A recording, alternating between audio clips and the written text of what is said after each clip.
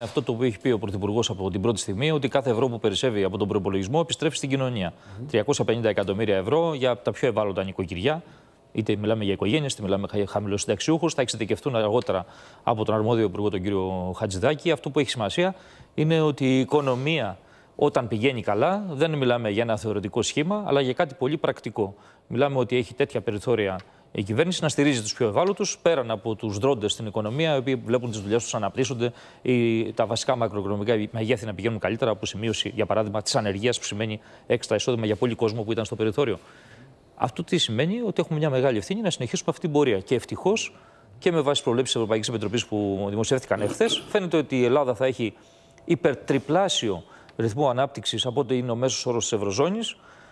Αυτό είναι πολύ θετικό. Προσεγγίζουμε μετά από μια υπερδεκαετή περίοδο απόκλησης λόγω της δημοσιονομικής κρίσης με τα μέσα επίπεδα των πιο αναπτυγμένων κρατών εταίρων μας στην Ευρώπη.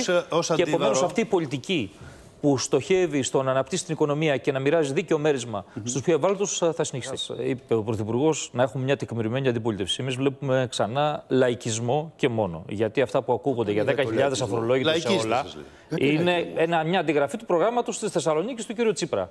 Τότε που υποσχόταν τα πάντα σε όλους, ξέρουμε ότι τα πήρε μετά, όταν έγινε η κυβέρνηση, όλα από όλους. Γιατί είναι λαϊκισμός? Εγώ αυτό την ερμηνεία κάνω. Εσείς μπορείτε να λέτε ό,τι θέλετε. Λέτε 10.000 αφορολόγητους σε όλους. Δηλαδή δεν θα έχουμε άμυνα, ασφάλεια, υγεία, παιδεία. Στους ελεύθερους επαγγελματίες. Αυτό που έχει σημασία λοιπόν τώρα, απέναντι στα προβλήματα του τόπου, να έχουμε κάποιες τεκμηριωμένες, σοβαρές προτάσεις, και τέτοιες δεν βλέπουμε. Αυτή είναι η αλήθεια και δεν το βλέπει και η κοινωνία. Αν το έβλεπε, θα βλέπουμε διαφορετική αποτίμηση σε όλες τις δημοσκοπήσεις για τις προτάσεις που κάνει η αντιπολίτευση. Δεύτερο στοιχείο. Εδώ βλέπουμε εκτός από λαϊκισμό και μαξιλαροπόλεμο. Πραγματικά η δήλωση του κυρίου Κασελάκη είναι προβληματική, όχι κυρίως επειδή στρέφεται εναντίον του κυρίου Τσίπρα, που θεωρεί ότι είναι μεγάλο επίτευγμά του αυτό το οποίο άφησε, και θα δούμε λίγο το μέγεθος του, αν έχουμε λίγο χρόνο. Αυτό που έχει σημασία είναι ότι στρέφεται εναντίον του εαυτού του. Δηλαδή, πριν από ένα μήνα περίπου έλεγε στο ΣΕΒ τι ωραίο, τι καλό που ήταν αυτό το μαξιλάρι, και τώρα λέει ότι ήταν καταστροφικό και πρέπει να το μοιράσει για να πάρει ψήφους. Είναι τρομερή αντίφαση που δείχνει κεντρική μία στην οποία βρίσκεται ο αρχηγός σας, κύριε Μπαλαφά. Τώρα, όσον αφορά το επίπεδο των ταμειακών διαθεσίμων, όσο περίπου παρέλαβε ο κύριος Τσίπρας το 2015, τόσο περίπου άφησε το 2019. Θα επανέλθω στο ειδικό θέμα της χρηματοδότησης με το κλείσιμο του μνημονίου. Παρέλαβε 35. 2,6 δις ήταν τα ταμειακά διαθέσιμα. Μισό λεπτό.